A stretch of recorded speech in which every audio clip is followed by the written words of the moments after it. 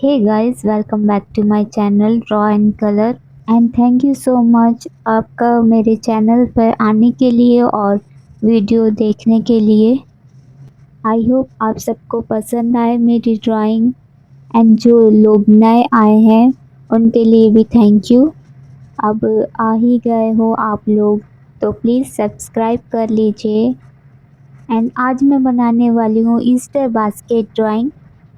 Easter good Friday के third day मनाया जाता है ईस्टर को यीशु मसीह के पुनरुत्थान की खुशी में मनाया जाता है। और ईसाई धर्म के लोग चर्च में जाकर प्रार्थना करते हैं और एक दूसरे को गिफ्ट करते हैं और अंडे को गिफ्ट करना उन लोग शुभ मानते हैं।